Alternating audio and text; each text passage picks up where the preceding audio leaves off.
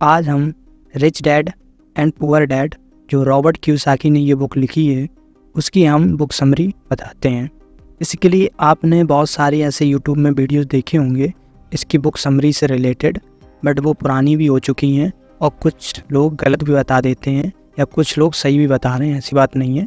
मैंने पूरी तरीके से बुक पढ़ी है और उनसे जो भी क्रीम चीज़ें हैं जिनसे आप सीख सकते हैं, जो हमारे लिए इम्पॉर्टेंट हैं, जो हमारी लाइफ से रिलेट कर सकते हैं, जिससे हम अमीर बन सकते हैं, वही बातें मैंने लिखी हैं। बेसिकली इस वीडियो में ये rich dad and poor dad book summary बताऊंगा आपको। रिच डैड और पुअर डैड कौन थे, रैट रेस क्या होता है जो इस बुक में बताया गया है, और कुछ ऐसे लेसन्स जो अमीर लोग को पता होता है और हम जैसे पुअर मिडिल क्लास वालों को नहीं पता होता है। और आखिरी में ऑथर कुछ मैसेज शेयर करना चाहते हैं हम लोगों से, जिसे हम लोग अच्छे से जानेंगे। चलिए शुरू करते हैं।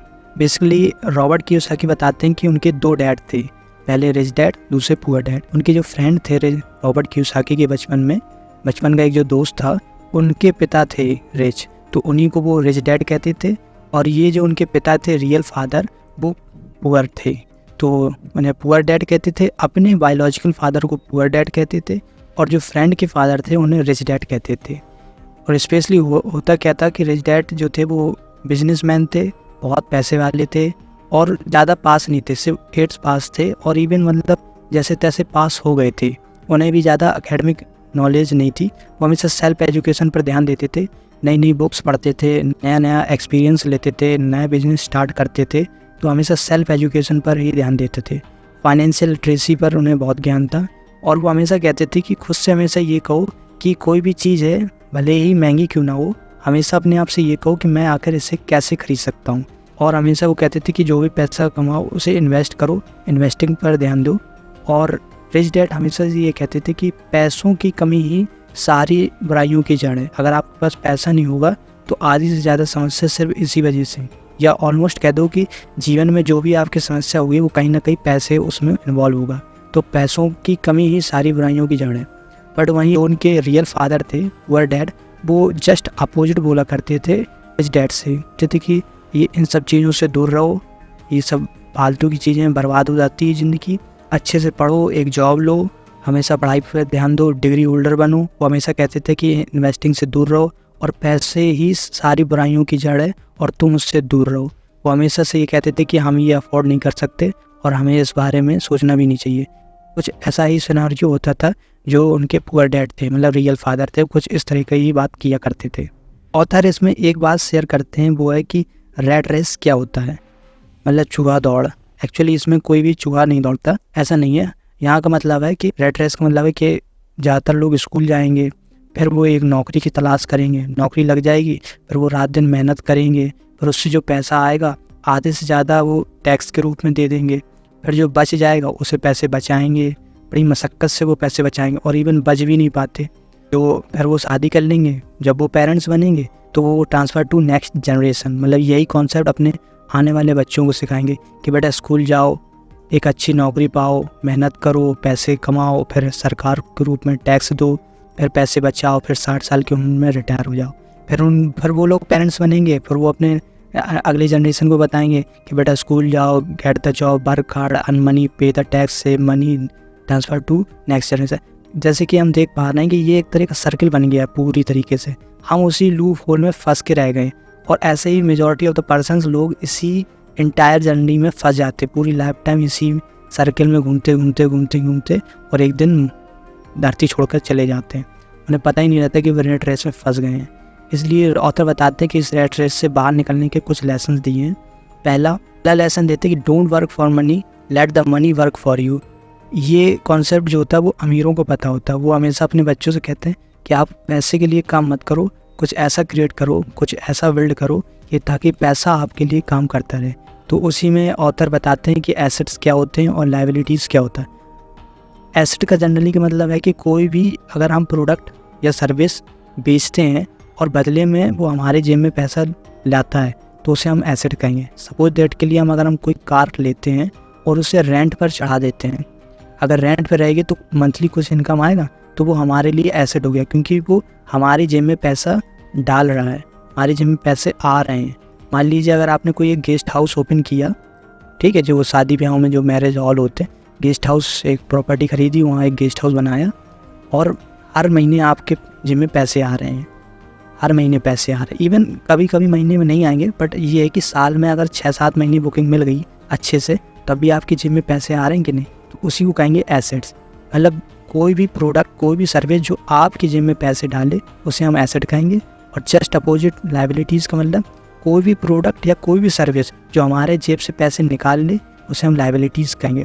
जैसे मान लीजिए वही कार का एग्जांपल लेते हैं, उस कार को हमने पर्सनल यूज़ के लिए ख़रीदा, तो अब वो कार हमें कुछ पैसे तो जनरेट करके दे नहीं रही, बल्कि उल्टा हमसे फ्यूल कॉस्ट मांग रही। मतलब पेट्रोल का खर्चा, डीजल का खर्चा हमारे जेब से जा रहा, मेंटेनेंस कॉस्ट जा रहा, सरकार को टैक्स दे रहे वो जा रहा, तो काफ़ी खर्चे बढ़ जाएंगे, तो इसी को कहेंगे लायबिलिटीज़। या फिर हम वही एक प्रॉपर्टी खरीदी और उसे हमने रेंट पे ना चढ़ा के, जो मैरिज हॉल ना बनवा के, खुद पर्सनल यूज़ के लिए हमने रख लिया, तो अब पर्सनल यूज़ के लिए क्या हुआ, उसमें मेंटेनेंस कॉस्ट लगेगा तो हमारे जेब से देना पड़ेगा। अगर कुछ सरकार को टैक्स देना पड़ेगा तो वो भी हमारे जेब से जाएगा, तो ये लायबिलिटीज़ हो गया। तो जनरली अमीर लोगों को हमेशा ये बताया जाता है कि एसेट का डिफरेंस और लायबिलिटीज़ का क्या डिफरेंस होता है। कि मैंने यहाँ पहले बता दिया कि अमीर लोगों को ये बात बहुत अच्छे से पता होती है और वो जनरेशन टू जनरेशन यही बताते हैं। मतलब जो अमीर लोग होते हैं वो अपने बच्चों को ऐसा क्यों कहते कि एसेट्स बनाओ, लायबिलिटीज़ नहीं, तो इसकी एक ही वजह है, वो जानते हैं कि जो पैसा होता है ना, वो कभी थकता नहीं है। हम लोग तो थक जाएंगे, कितनी देर काम करेंगे, 24 घंटे में 8 घंटे, 10 घंटे, 12 घंटे, 24 आवर्स तो काम नहीं कर सकते ना, तो हमारे भी एक लिमिट है। लेकिन पैसे की कोई लिमिट नहीं, वो रात दिन काम कर सकता है 24/7, 24 घंटे 7 दिन। और यहाँ तक कि जो भी पैसा आप कमाएंगे वो जनरेशन टू जनरेशन ट्रैवल करता रहेगा। कैसे? जैसे मान लीजिए अगर आपने थोड़ा देर किसी म्यूचुअल फंड में पैसे लगा दिए, ठीक है, आपने अच्छा खासा मान लिए 1 करोड़ रुपए लगा दिए म्यूचुअल फंड में, और आप अगर धरती छोड़कर चले गए तो वो पैसा कंपाउंडिंग होता रहेगा और वो आपके जो बेटे उनको मिलेगा, और उनका जो बेटा होगा, उनकी जो बेटी होगी उनको मिलेगा, उनकी बेटी की बेटी, मतलब जनरेशन टू जनरेशन चलता रहेगा अगर वो पैसा मार्केट से न निकाला जाए। और सोचो 24/7 काम करेगा यही। तो अमीर लोगों को ये पता होता है कि ये पैसा दिन रात काम करता, और without any single day of, ना किसी छुट्टी के दिन भी, अगर सब लोग छुट्टी लेंगे लेकिन पैसा किसी दिन छुट्टी नहीं लेता, वो रात दिन कंपाउंड करता रहता है। इसलिए रॉबर्ट कियोसाकी कहते हैं don't work for money, let the money work for you. इतने अच्छे स्मार्ट फ़ायदे हैं। अगला पॉइंट डिस्कस करते हैं, रॉबर्ट कियोसाकी अपनी बुक में डिस्कस करते हैं कि don't work, just hire people. Robert Kiyosaki ये कहना चाहते हैं ज़्यादातर लोग स्कूल जाएंगे, पढ़ेंगे, एक डिग्री लेंगे और फिर नौकरी की तलाश में चले जाएंगे। तो वो कहते हैं कि इससे अच्छा है कि अमीर अगर आपको बनना है तो अमीर लोग खुद काम नहीं करता, वो औरों से काम करवाता है। इसलिए कहता है हायर मोर इंटेलिजेंट पर्सन्स। अगर आपको सब कुछ ज्ञान नहीं हो सकता, आपको बहुत कुछ ज्ञान तो होगा पर सब कुछ ज्ञान नहीं होगा। इसलिए आज जिस फील्ड के बारे, जो भी फील्ड का बिजनेस करना चाहते, उस फील्ड में जो भी जिन्होंने 15 साल 20 साल या उन्हें नॉलेज है, अच्छा एक्सपीरियंस है, उन्हें अपने कंपनी में इनवाइट करिए, उन्हें ज्वाइन कराइए। इसलिए कहते हैं हायर मोर इंटेलिजेंट पर्सन। तो इसलिए रॉबर्ट कियोसाकी कहते हैं कि कहीं और जाकर जॉब मत करिए, खुद का बिजनेस स्टार्ट करिए और लोगों को हायर करिए और अपनी टीम में अच्छे मोर इंटेलिजेंट लोगों को शामिल करिए, ताकि आपका बिजनेस रात दिन दिन ऊपर की ओर भागे। तो और भी एक लेसन डिस्कस करते हैं और रॉबर्ट कियोसाकी वो सबसे इम्पोर्टेंट बात ये कहते हैं कि आप कितना पैसा कमाते हो ये इम्पोर्टेंट नहीं है, आप कितना पैसा बचाते हो ये इम्पोर्टेंट है। कमा तो पूरी दुनिया रही है, लोग तो महीने के 10-10 लाख कमाते हैं, इवन 10-10 करोड़ रुपए महीने कमाते हैं, बट कभी कभी पता चला साल के आखिरी में बैंकरप्सी फाइल कर देते। तो क्या मतलब है, पैसा कितना कमाते ये इंपॉर्टेंट नहीं, पैसा कितना बचाते हो। आपने अगर महीने के 50,000 कमाए तो वो तो खाने में, खर्चे में, कुछ ना कुछ कॉस्ट में, इमरजेंसी में सब पैसा निकल जाएगा। तो आपकी जेब में नेट कितना बचा, सेविंग कितनी है, ताकि आप उसे इन्वेस्ट कर सकें। कौन कितना पैसा कमाता है ये इंपॉर्टेंट नहीं है, इसमें तो दुनिया देखती, पर असली वेल्थ क्रिएट की जा सकती है कि आपके जेब में कितना पैसा बचा, आप कितना पैसा बचाते हैं। इसलिए जब जितना ज़्यादा बचाएंगे उतना ज़्यादा सेव करेंगे, उतना ज़्यादा इन्वेस्ट करेंगे और उतनी जल्दी अमीर होंगे। अब पॉइंट डिस्कस करते हैं रॉबर्ट कियोसाकी, वो है mind your own business. Generally इसका मतलब ऐसा हम कहेंगे कि माइंड योर ओन बिजनेस का मतलब है कि अपने काम से काम मतलब रखो, बट यहाँ इस बुक में ये इसका सेंस नहीं निकलता। यहाँ इस बुक का सेंस ये निकलता कि जब आप अगर जॉब कर रहे हैं तो हो सके खुद का एक बिज़नेस क्रिएट करिए, मतलब साइड हसल करिए, खुद की एसेट्स बनाइए। ठीक है, अगर आप जॉब कर रहे हैं या कहीं कमीशन भी इसमें काम कर रहे हैं या किसी के अंडर में काम कर रहे हैं, अगर ऐसी आपकी रेगुलर सैलरी नहीं आ रही है, डेली बेसिस में लगे, तो वही कह रहे हैं माइंड योर ओन बिजनेस, खुद का कुछ क्रिएट करिए, खुद का बिजनेस स्टार्ट करिए। इसलिए रॉबर्ट कियोसाकी कहते हैं कि एसेट्स बनाओ, लायबिलिटीज़ बिल्कुल नहीं, जो कि मैंने पहले बता दिया कि जो जेब में हमारे पैसे डाले उसे एसेट्स कहेंगे, जो हमारे जेब से पैसे निकाल ले उसे हम लायबिलिटीज़ कहेंगे। तो वो ये कह रहे थे कि बिज़नेस करिए, क्योंकि बिज़नेस करेंगे ना तो फिर इनकम पे आपको कोई मतलब नहीं है, आप प्रॉफिट बेस से लेंगे ना, क्योंकि मालिक हमेशा प्रॉफिट बेस से लेता है। इसलिए वो कह रहे हैं कि अगर आपको अमीर बनना है, माइंड योर ओन बिजनेस, खुद का बिजनेस स्टार्ट करना है, अमीर बनना है, तो आपको कुछ उन्होंने एग्जांपल दिए, जैसे स्टॉक, शेयर मार्केट में, म्यूचुअल फंड में आप लगा सकते हैं, रियल एस्टेट में लगा सकते हैं, और जैसे रॉयल्टीज़ फ्रॉम इंटेलेक्चुअल प्रॉपर्टी। इसका मतलब ये है कि दिमाग से कुछ क्रिएट करना। अगर आपने मान लीजिए मेहनत करके यूट्यूब पे वीडियो डाल दिया, या आपने बहुत मेहनत करके फेसबुक पे वीडियो डाल दिया, तो वो आपके दिमाग से क्रिएट किया, आपने अपने मेहनत लगाई और फिर एक वीडियो बनाया। तो जब भी अगर वीडियो पब्लिश होगा और उस पर जो व्यूज़ आएंगे तो उससे कमीशन आता रहेगा, उससे जो पैसे आते रहेंगे। अगला पॉइंट जो रॉबर्ट कियोसाकी डिस्कस करते हैं वो financial education is more important. ऐसा इसलिए क्योंकि लोगों के पास पैसा आ तो जाता है, लोग पैसे कमा तो लेते हैं, बट उसे हैंडल नहीं कर पाते, उसे संभाल नहीं पाते, जिसका रिज़ल्ट ये होता है कि कुछ समय बाद वो पहले से भी ज़्यादा गरीब हो जाते हैं, पहले से ज़्यादा मुसीबत में पड़ जाते हैं। आपने अक्सर ये देखा होगा कि जो लॉटरी विनर्स होते हैं वो अमीर तो होते हैं सडनली, बट उनका एकदम ड्रास्टिकली नीचे आता है उनका ग्राफ, क्यों? उन्हें आता ही नहीं है पैसा संभाला कैसे जाता है, उनकी खर्च करने की आदत होती, फाइनेंशियल नॉलेज उनके अंदर होती नहीं। इसलिए वो कहते हैं कि अगर आपको पैसा संभालना है, अमीर बनना है, तो आपके लिए फाइनेंशियल एजुकेशन बहुत ज़रूरी है। तो हम कहाँ से फाइनेंशियल एजुकेशन ले सकते हैं? आप कोई भी मनी बुक पढ़िए, ऐसे मनी रिलेटेड वीडियोस देखिए, कुछ फ्री में जो यूट्यूब में वीडियोस हैं उनको देखिए, और आप हमारे भी वीडियो देख सकते हैं, चॉइस इज़ योर। अगला पॉइंट डिस्कस करते हैं वो है टैक्स रिलेटेड पावर्स। ये समझना बहुत ज़रूरी है, क्योंकि अमीर बनने के लिए ये चीज़ें बहुत आपको ज़रूरी करती हैं। इसलिए रॉबर्ट कियोसाकी ने ये बारे में बताया। टैक्स रिलेटेड पावर्स क्या है कि जैसे मान लीजिए कि सैलरीड एम्प्लॉय है कोई जो नौकरी करता है, वो बात दूसरी कि वो गवर्नमेंट जॉब करता है कि प्राइवेट जॉब करता है, वो उसके ऊपर है, ठीक है। वो गवर्नमेंट जॉब करता है कि प्राइवेट, वो उसके ऊपर है। बट एक सैलरीड एम्प्लॉयड है, वो क्या करेगा? पैसे कमाएगा, भाई मंथली सैलरी आएगी, तो जो भी पैसा आए, मान लो 50,000 आए महीने के, सबसे पहले वो टैक्स पे करेगा सरकार को, ठीक है। जो बच गया उसे वो खर्च करेगा, सेव करेगा, जो भी कर सकता है वो करेगा, ठीक है। इसलिए उनके जेब में कुछ बचता नहीं, और सबसे ज़्यादा स्ट्रगल यही लोग करते हैं इंटायर लाइफ, ठीक है। क्योंकि नौकरी आपको एक कदम बेहतर तो बना सकती, पर सबसे बेहतर नहीं बना सकती। आपको अगर आप इधर है ना तो थोड़ा पुश कर सकती है आपको, बट आपको इधर इस लेवल में नहीं पहुंचा सकती। मतलब आप समझ पा रहे होंगे। इसलिए खुद का बिजनेस क्रिएट करना बहुत ज़रूरी है। और टैक्स रिलेटेड पावर की बात हो ही रही है, तो कॉर्पोरेशन टैक्स जो होता है, मतलब बड़ी बड़ी कंपनी लोग क्या करते हैं, बड़ी बड़ी कंपनी जो होती हैं वो उन पर कॉर्पोरेशन टैक्स लगता है, ठीक है। और क्योंकि जो वो लोग अमीर जो होते हैं, अमीर लोग टैक्स पे करते। देखो उन्होंने एक बिज़नेस स्टार्ट किया, बिज़नेस स्टार्ट करेंगे तो ओबियसली इनकम पर तो ना कोई अपर लिमिट है ना लोअर लिमिट है, कुछ फिक्स तो होता नहीं। आप एक दिन में 1 करोड़ कमा लो या एक साल में 1 करोड़ कमा लो, बात बराबर है। तो मान लीजिए उन्होंने बहुत सारा पैसा कमाया, तो यहाँ पर देखो मैक्सिमम लिखा है, तो कमाते भी ज़्यादा हैं, और वो क्या करेंगे कि यहाँ पर इनकम पर टैक्स नहीं लगता। मान लीजिए 100 रुपये की कोई शैम्पू थी, उन्होंने बेच दी, अब 100 रुपये आ गए, तो ऐसा थोड़ी ना सरकार आएगी नहीं आपको 100 रुपये पे भी हमें टैक्स देना पड़ेगा। नहीं, कॉर्पोरेशन में उल्टा चलता, कंपनी में उल्टा चलता है, वहाँ पर प्रॉफिट पे टैक्स लगता है, इनकम पे टैक्स नहीं लगता। अब मान लीजिए 100 रुपये की शैम्पू उन्होंने बेच दी, इसके बाद वो क्या करेंगे, खूब पैसा कमाएंगे भी, खूब पैसा कमाएंगे, और उससे कहीं ज़्यादा तो खर्च करते हैं, खूब खर्च भी करेंगे। पता चला HR के नाम पर खर्च कर दिया, ट्रैवल के नाम पे खर्च कर दिया, कंपनी में वो एक्सपेंसेस दिखाएंगे कि एक कोई भी लैपटॉप खरीदा, उसको कंपनी में दिखा दिया कि ये कंपनी का एसेट है और हमने इस पर कुछ पैसे जनरेट किए वर्क करके, तो उस पर लोग डेप्रिसिएशन ले लेंगे। कोई एक कार खरीदी, कंपनी के नाम दिखा दी कि हमने सबसे ज़्यादा इस पर ट्रैवल किया है, हमने अपने एम्प्लॉयज़ को हायर किया, इसमें खर्चा लगा, उस पर दिखा देंगे वो लोग। तो ऐसे में वो क्या करते हैं, कमाते भी ज़्यादा और खर्च भी करते हैं, ठीक है।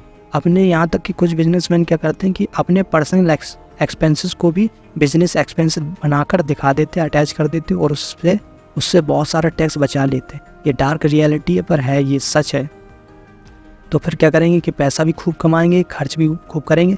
और मान लीजिए बच गया, मैंने जो शुरू में बात करी कि 100 रुपये की जो शैम्पू थी उसमें पता नहीं कितना खर्चा काट कर उन्होंने मान लीजिए 10 रुपये बचा, ठीक है। 90 रुपये एक्सपेंसेस दिखा दिए उन्होंने, ठीक है। जो 10 रुपये बचेंगे उस पर वो उनका मान लीजिए शुद्ध मुनाफा होगा, अब उस पर वो टैक्स भरेंगे।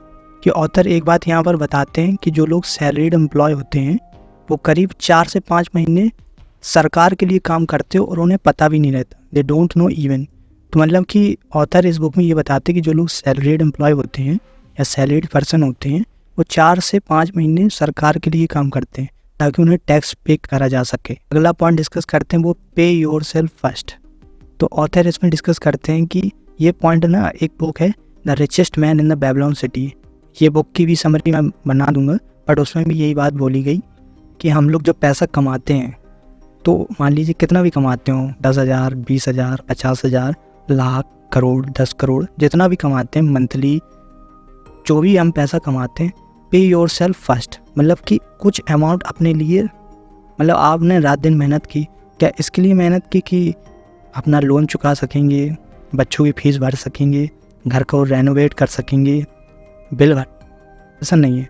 आपने मेहनत की तो आपका मतलब जो पैसा है उस पर पहला हक आपका है, इसलिए वो कहते हैं पे your self first. The richest man in the Babylon city में ये बताया गया कि जो भी अमाउंट ऑफ मनी कमाओ उसका कुछ पोर्शन खुद के लिए रखो, सेव कर लो या उसे इन्वेस्ट कर लो, ठीक है, ये इसलिए बताया गया। ऑथर ने भी ये डिस्कस किया पे योर सेल्फ फर्स्ट, इसमें भी ये चीज़ बताई गई है। कुछ एक ये आखिरी जो पॉइंट है वो फियर, डर।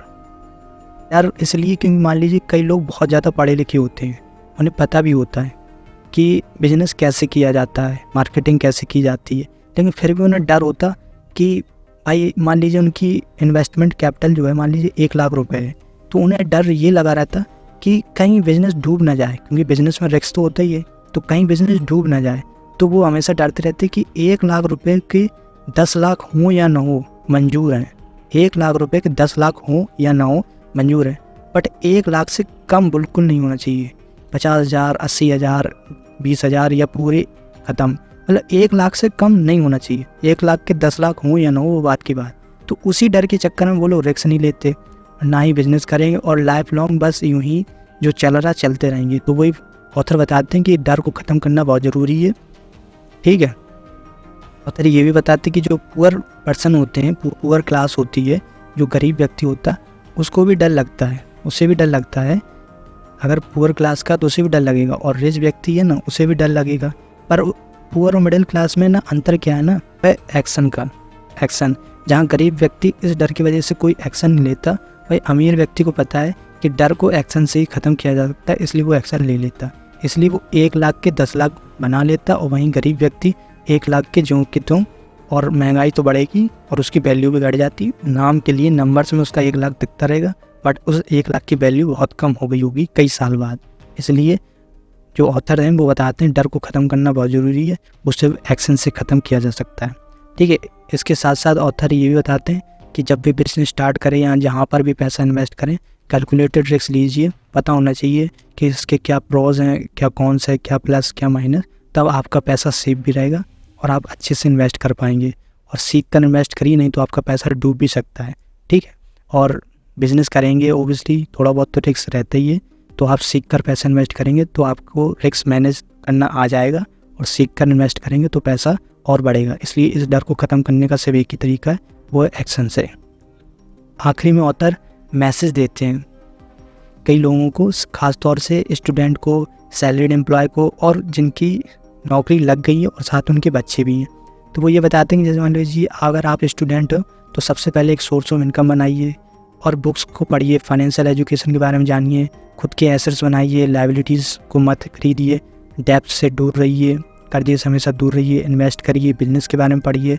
ये कुछ तरीके बताते हैं स्टूडेंट्स के बारे में। वहीं एक सैलरीड पर्सन के लिए भी वो यही कहते हैं कि इन्वेस्टमेंट पे ध्यान दीजिए, अपनी फाइनेंशियल एजुकेशन पे ध्यान दीजिए, कर्जा से कुल मिलाकर दूर ही रहिए, अगर है तो उसे पे कर दीजिए, और फालतू के खर्चे मत करिए, अननेसेसरी एक्सपेंडिचर मत करिए कि आए दिन शॉपिंग कर रहे हैं या इम्पल्सिव बाइंग कर रहे हैं, मतलब कोई चीज़ देखिए बस हाँ पैसे हैं खरीद लो, क्रेडिट कार्ड से खरीद लिए, तो इन सब चीज़ों से दूर रहो। और ये भी बताते हैं अगर आपके बच्चे हैं तो अपने बच्चों को फाइनेंशियल एजुकेशन दीजिए, एसेट के बारे में बताइए, लायबिलिटीज़ के बारे में बताइए, उन्हें पढ़ाइए कि पैसा कैसे काम करता है, फाइनेंशियल एजुकेशन क्यों ज़रूरी है, अपने बच्चों को ये सब बताइए। और यही सब बताया गया मैसेज के रूप में। इस बुक को खरीदना चाहते हैं तो खरीद सकते हैं, अमेजॉन में, फ्लिपकार्ट में, कहीं भी मिल जाएगी, आप आसानी से खरीद सकते हैं। थैंक यू सो मच, तब तक के लिए बाय।